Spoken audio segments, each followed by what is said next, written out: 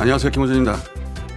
조은석 내란 특검은 어제 윤석열이 반대 세력을 제거하고 권력을 독점 유지할 목적으로 계엄을 선포했다고 지난 6개월간 수사 결과를 발표했습니다.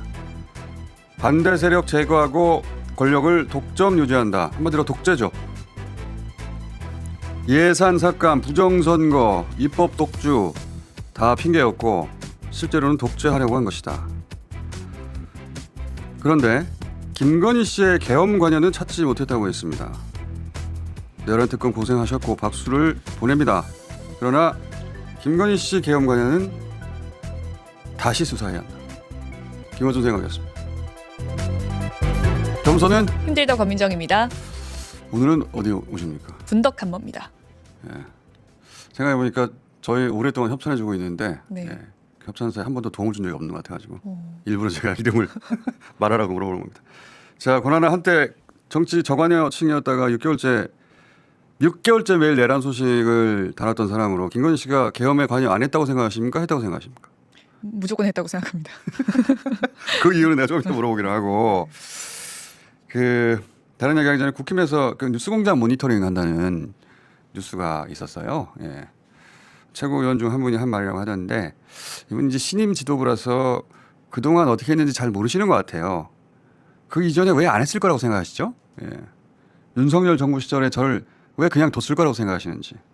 제가 하도 고소고발을 많이 당해가지고 윤석열 시절에 물론 그 전에도 당했고 그 이전에도 당했지만 윤석열 시절에 집중적으로 당해서 조사를 하도 많이 받으러 가니까 제가 사는 동네 경찰서에 한 수사관 분이 하루는 저한테 그랬어요.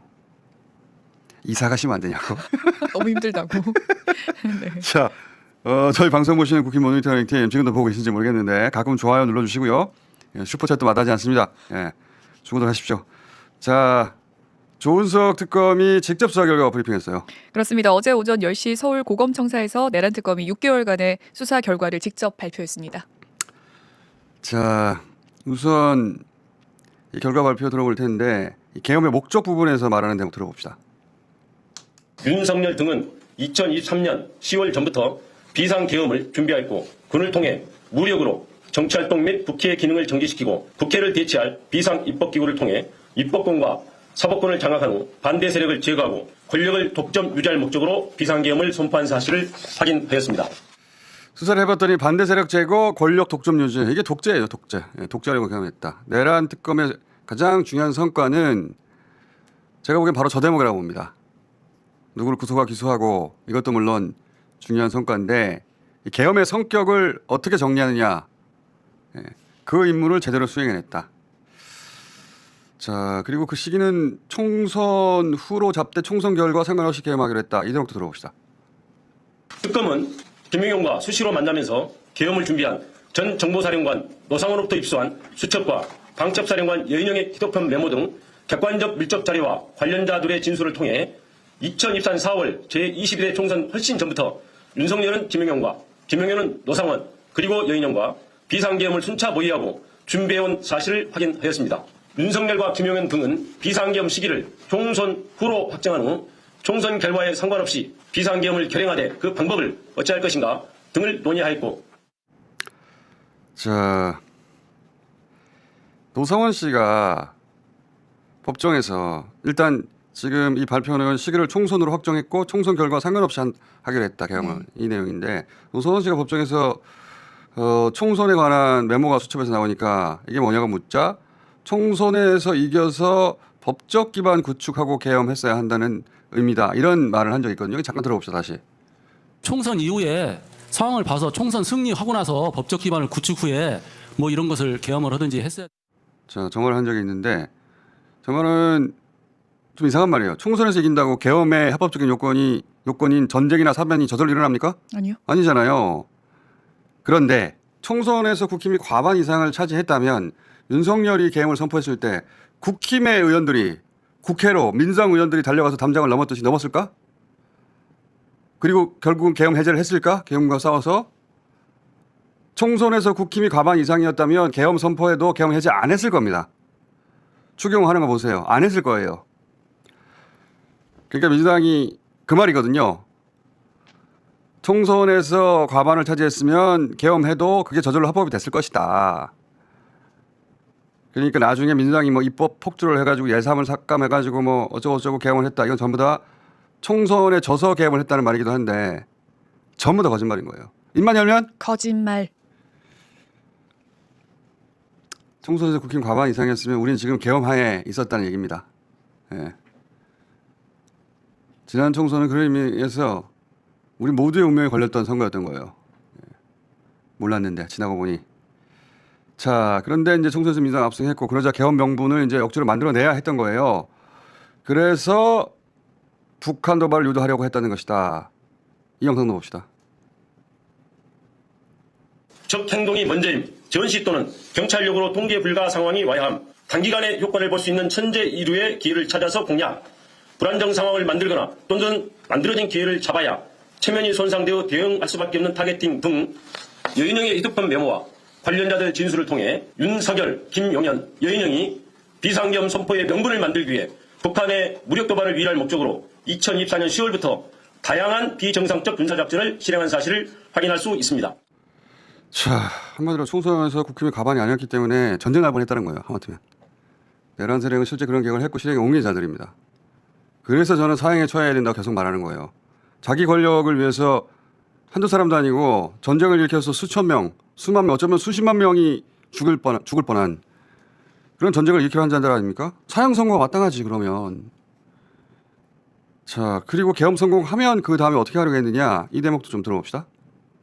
김용현과 비상계엄을 준비한 노상원의 수첩에 차기 대선에 대비 모든 좌파 세력 붕괴, 행사 후 국회 정치개혁, 민심관리 1년 정도, 헌법 개정, 국가안전관리법 개정, 선거구 조정, 선거법 박탈, 최상목 지시문건에 국회에 전입되는 예산 차단, 국가비상 입법기구 예산 편성, 이상민, 조디오, 김봉식 지시문건에 5개 언론사 단전 단수, 민주당사 봉쇄, 여인영 메모에 정치인 체포명단, 체포조 운영을 통해서 윤석열 등은 무력으로 정치활동 및 국회의 기능을 정지시키고 국회를 대체할 국가비상입법기구를 통해 입법권과 사법권을 장악한 후 반대 세력을 제거하고 권력을 독점 유지할 목적으로 비상계엄을 선포했음을 확인할 수 있습니다. 자, 확실한 것은 확인할 수 있다고 문장을 맺어요. 그러니까 기존 국회는 해산하고 그리고 민주당, 조국당 다 잡아갔겠죠. 대신에 비상입법기구 만들어서 자기들이 원하는 법을 막 만드는 거예요. 그런데 민심관리 1년 정도 한 다음에 아예 헌법을 개정해서 영구집권 체제를 만들었겠죠. 그런 후에 김건희가 대통령이 됐을 겁니다. 자, 이런 대목들은 확인할 수 있었다고 했는데 근데 이제 미진한 대목은 뭐냐. 특검이 김건희 씨가 계엄 관여한 증거를 찾지 못했다고 했죠. 그렇습니다. 김건희 씨가 계엄 때 윤석열 씨와 너 때문에 다 망쳤다며 크게 싸웠고 그런 사실을 들어서 특검은 김건희 씨가 계엄을 사전에 몰랐던 것으로 결론 내렸습니다. 자, 특검이 김건희 씨, 윤석열이 크게 싸웠고 그때 무슨 말을 오갔다는 걸 어떻게 알았겠어요? 당연히 김건희, 윤석열의 싸움을 누군가 봤고 그걸 특검에 와서 진술을 했고 그래서 알았겠죠? 그리고 그런 사람이라면 관저에 접근이 가능했다는 거고 그럼 이미 김건희 씨 측근인 겁니다. 네. 특검은 그런 김건희 씨 측근 진술을 토대로 김건희 씨가 계엄을 몰랐고 계엄한 윤석열을 책망한 걸로 해석한 것 같은데 저는 생각이 다릅니다. 물론 특검이 일부러 김건희 씨를 봐줬다고 생각하지 않아요.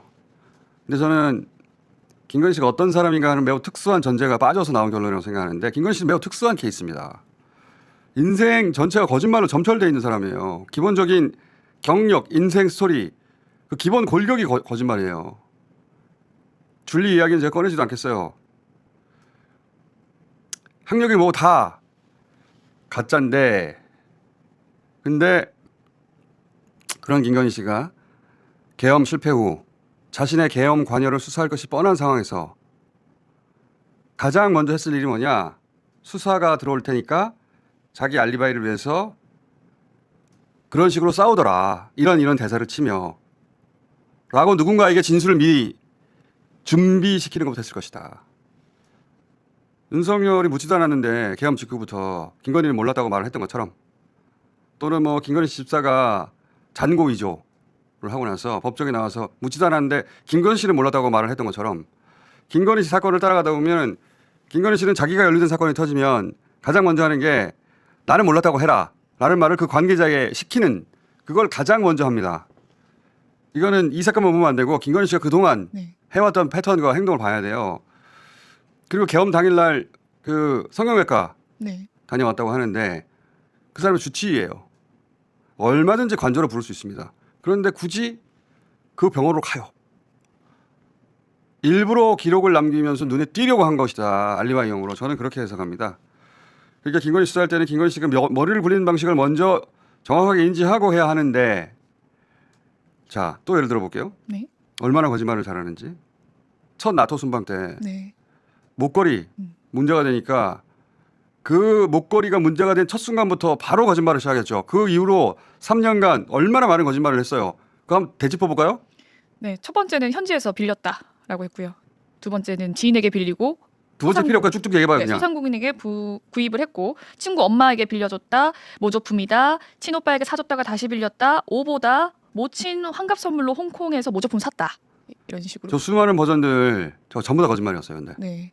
단 하나도 진실이 없고 비싼 것도 없어요. 실제로는 서희건설에서 당선 직후에 뇌물로 받은 거 아닙니까? 근데 그걸 구속적부심에서 그 실물을 꺼내 놓는데도 그때도 아니라고 거짓말했던 사람이에요. 김건희 씨가.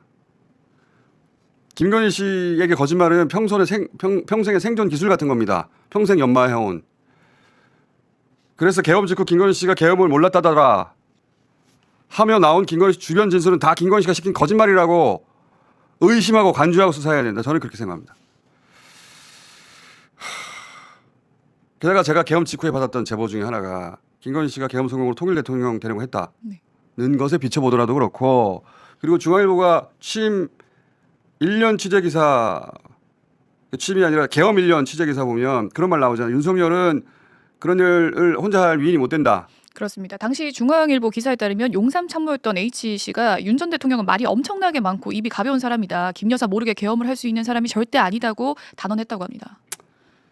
만약에 실제로 윤석열 보고 너 때문에 망쳤어 라는 말을 했다면 그건 무슨 말이라고 생각하세요? 이거 너 때문에 완전 실패했잖아. 너 지금 왜 실패하고 난리야. 그러니까. 분노 이런. 왜 계엄을 했어? 이 말이 아니고 왜 계엄을 실패했어? 성공했어야지. 그러니까 네. 만약에 실제 그런 말이 오갔다면 저도 그렇게 생각해요. 예. 자 그리고 또 하나 계엄 일자도 무속 관여가 없었다 그렇게 결론 내렸죠. 네, 특검은 무속 개입의 흔적을 발견하지 못했다고 밝혔습니다. 본인 생각은 어때요? 못 믿겠습니다. 저는 이것도 특검이 일부러 그렇게 결론 내려졌을 거라고 생각하지는 않아요. 논리적이고 합리적이고 과학적 수사를 해야 되는 특검 수사관들 입장에서 그 중요한 계엄 일자를 뭐 무속 하나로 정했다고 애초부터 잘 받아들여지지 않았을 거라고 봅니다. 그런 의혹 제기를 세간의 루머나 소문처럼 여겼을 거라고 보는데 제 생각은 다릅니다. 이 역시 윤석열과 김건희가 설마 그렇게까지 무속에 매여서 어처구니 없는 판단을 했겠느냐 하는 매우 상식적인 어떤 전제하에 이런 결론에 이르렀을 거라고 보는데 근데 실제 그들은 매우 비합리적이고 매우 비상식적인 주술적 인간들이에요.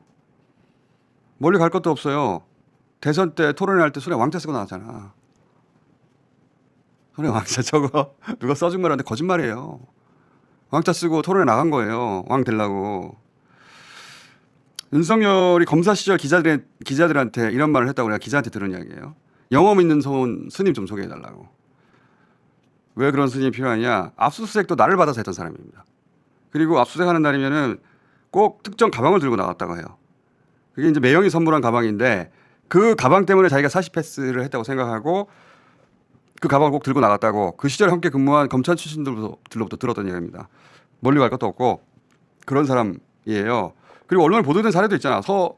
서대원 씨라고 역술인인데 김건희 씨하고 통화하는데 옆에서 조국이 대통령 나온지 물어봐라 라고 했던 사람이 윤석열이에요.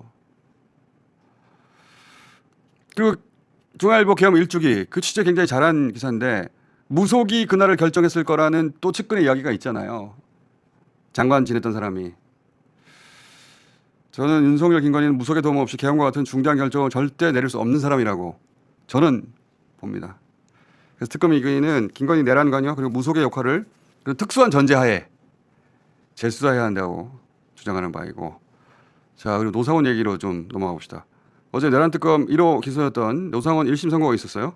네, 개인정보법 보호법 위반과 알선수재 혐의에 대해 징역 2년과 추징금 2,490만 원이 선고됐습니다. 노상원 2년밖에 안 되냐? 그게 아니라 이건 내란 혐의에 대한 선고 아니에요. 이거는 민간인 노상원이 현역 군인 신상 정보를 넘겨받았다. 그 혐의하고 현역 군인들한테 진급시켜준다면서 돈을 받았거든요.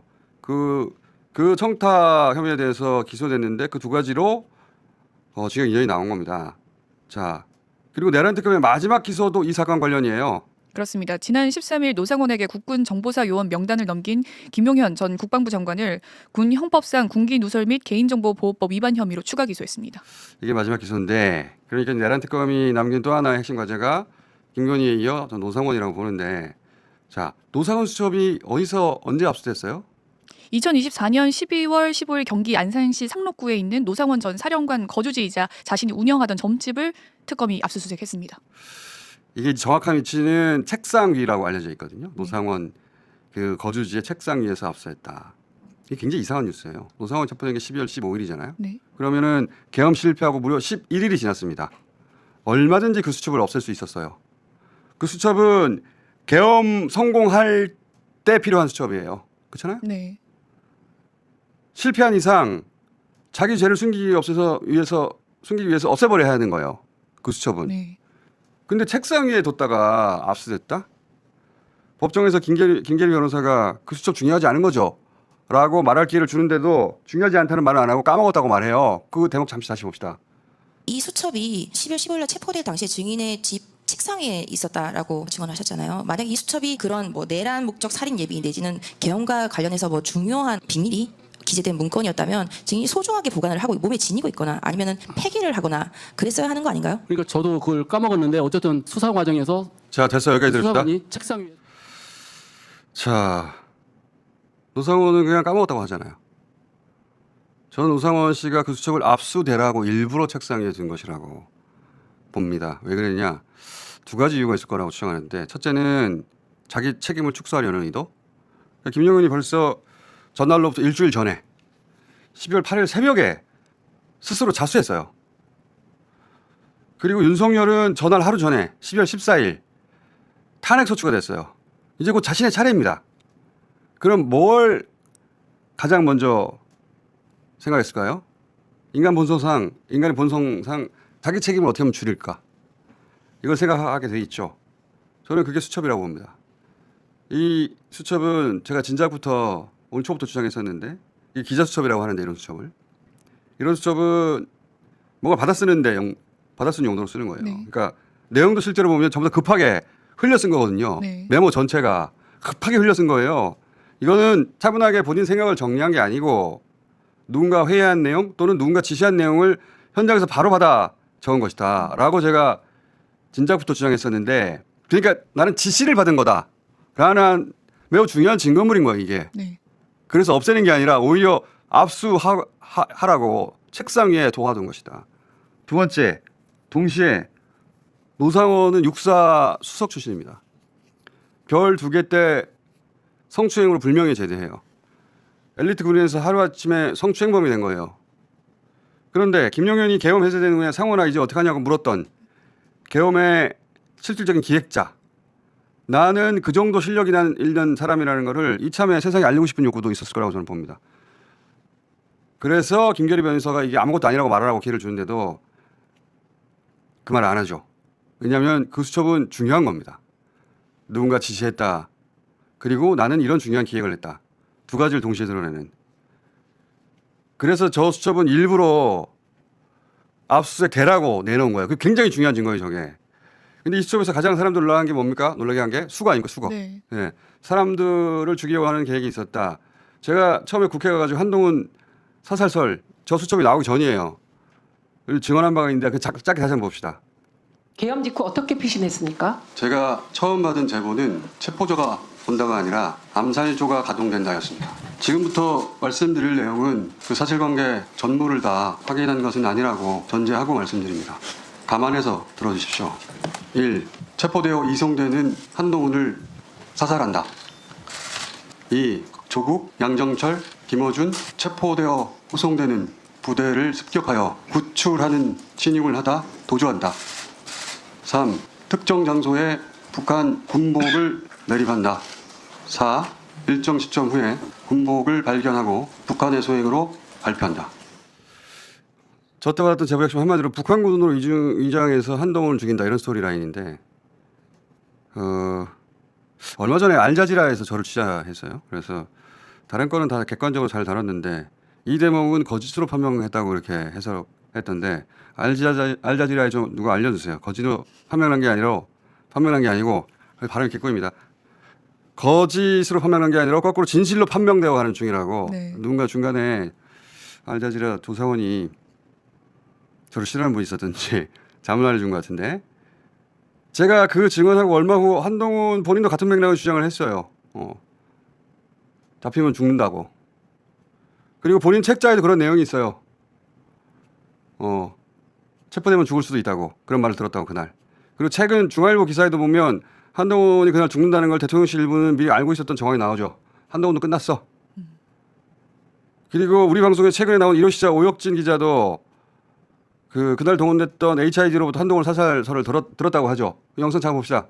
그날 판교에 계셨던 HID 의원 세네 분하고 만나서 인터뷰를 하고 과거에 이제 공장장님께서 주장하셨던 한동훈 사살설 예. 그거 자기네들은 미리 알고 있었다고 얘기를 그래요? 네, 그거 하더라고요. 지지한 사람이 말도 안 되는 소리 하는구나. 그럼 그 말도 안 되는 소리 하는 사람이 누구예요?라고 물어봤을 때는 문 사령관? 아닙니다. 그럼 노상원? 노상원입니다. 한동훈 잡아. 네 맞습니다. 와. 제가 오늘 하나 더 못하고 싶은 거는 그러니까 알자지라 좀 누가 얘기해 주세요. 폴스 거짓으로 판명됐다고 그 기사는 정리했을 때 그렇지 않습니다. 사실로 판명가 되어가는 중입니다. 윤석열이 하와이에서 빨갱이 발언한 적 있죠. 네. 자기 부하였던 사람이 당대표까지 만들어줬는데 자기를 배신했다. 배신자 이렇게 욕할 수는 있어요. 근데 빨갱이다. 이거는 차원이 다른 거란 말이죠. 윤석열이 하와이에서 군인들 앞에서 저런 말을 했다는 건데 한동훈이 그럼 북한하고 내통했다는 거예요? 평생 검사하고 보수정당 당대표인데 너무 이상한 말이에요 저게. 저는 저 말이 윤석열은 이미 그때 한동훈을 어떻게 제거할지 알고 있었다는 방증으로 그렇게 해석합니다. 일요시사 기자가 HDI한테 들었던 게 자기들은 9월 달부터 사살 계획을 들었다고 하거든요. 그 대목 있습니까 영상 혹시? 한동훈 사살 계획을 HID는 노상원으로부터 듣고 있었다. 예, 작년 9월부터. 근데 그 시점은 작년 9월이다. 예. 작년 9월부터 들었다는 거예요. 그러니까 계엄 직전에 짠 작전이 아니고 HID가 9월 달에 들었으면 그 전에 그런 계획이 짜여졌겠죠. 윤석열이 하와이에 미국 순방 가다가 하와이 들러서 저 군인들 앞에 저 말을 한 게 7월이에요. 그때 이미 그 계획은 섰다. 그 방증이다라는 저는 그렇게 보고 그래서 빨갱이라고 그때 말을 했던 거라고 저는 봅니다. 나중에 계엄 성공 후에 실제 저 작전이 수행됐다면 윤석열이 그랬을 거예요. 거봐 내가 말했어. 한동훈 빨갱이라고 했지. 윤석열 전문가로서 제가 말을 하는데 윤석열 머리로는 한동훈이 그렇게 죽으면 사람들이 자기한테 뭐라고 할 것 같다. 이런 생각을 혼자 머리를 굴렸어요. 그래서 아니야 빨갱이야 라고 미리부터 변명을 해두는 겁니다. 윤석열 머리는 그런 식으로 작동해요. 그래서 나온 말이다. 또 다른 정황으로 윤석열이 국군의 날 곽정훈 전 사령관 등 군인들 집으로 불러다 놓고 한동훈 총으로 쏴 죽인다고 말했다는 적 있잖아요. 이것도 잠깐 들어봅시다. 한동훈이하고 일부 정치인들 일부 호명하시면서 당신 앞에 잡아오라 그랬습니다. 당신이 총으로 쏴서라도 죽이겠다고 했습니다. 총 얘기가 그래서 나온 거예요 또. 그 작전을 알고 있었다. 총으로 쏴 죽인다? 매우 이상한 발상이에요. 그래서 윤석열은 그 계획을 알고 있었다고 저는 의심하는 바이고 이런 게 수사 대상이다. 그리고 이 연결해가지고 작년 12월에 나왔던 단신 중에 노상원이 모집한 HID 중에 중국어 능통자를 찾았다. 네. 그런 대목이 작년 12월에 있었어. 1년 전에 김병주 의원이 나와서 그런 정황이 있다고 했던 대목 잠깐 들어봅시다. 정대령은 우회 공작하는 요원들, 예를 들면 중국이나 러시아나 국내외에서 공작하는 인원 있잖아요. 소위 얘기한 블랙 요원들, 그 사람들을 이제 규합을 한 것 같아요. 점조직으로. 그러면서 이제 언어 능력하고 이런 것들을 그 갖춘 능력자 자기가 15명을 해서 정대령이 그 증언을 했었거든요. 언어 능력과 갖춘 리스트를 사령관한테 줬다. 러시아어요? 중국하고 그 제보자는 러시아에 대한 언어 능력이라고 했고. 자, 이거 잠시 후 김병주 의원한테 다시 한번 여쭤볼 텐데 저는 저게 그때는 어떤 의미인지 정확하게 몰랐어요. 네. 러시아어는 우크라이나하고 무슨 관련 있는 작전을 하려고 하는 건가? 예를 들면 우크라이나에 가 있는 우리 요원들을 이 사람들이 가가지고 북한군이 저하고 죽여가지고 전쟁을 유발시키려고 하는 건가? 이런 생각을 했었는데 중국은 도저히 이해가 안 갔는데 네. 중국 용역업체 얘기가 나오죠. 네, 네. 수첩에 네. 중국 용역업체를 통해 가지고 그 수고한 사람들 죽인다 이런 구상이 있었지 않습니까? 네. 그런 사람들을 불리려면 움직이려면 중국어를 할 줄 아는 사람이 우리 쪽에 있어야 되겠죠. 그런 게 아닐까? 그러니까 특검 2기는 김건희하고 노상원 수첩에서부터 시작해야 된다고 저는 봅니다. 특검 1기가 해야 할 바 중에 가장 중요한 이 사건의 정의, 사건의 성격을 정의한 것은 저는 잘했다고 보는데 이 미진한 대목 이 2기에서 다뤄줘야 된다. 하고 싶은 얘기 더 많은데 오늘 여기까지 해야 되겠네요. 자, 김건희 씨가 개헌을 몰랐다? 택도 없는 소리라고 봅니다. 저는. 본인은 어떻게 생각해요? 말도 안 되는 소리죠. 정말. 오늘 여기까지 하겠습니다. 겸손은? 힘들다 고민정이었습니다.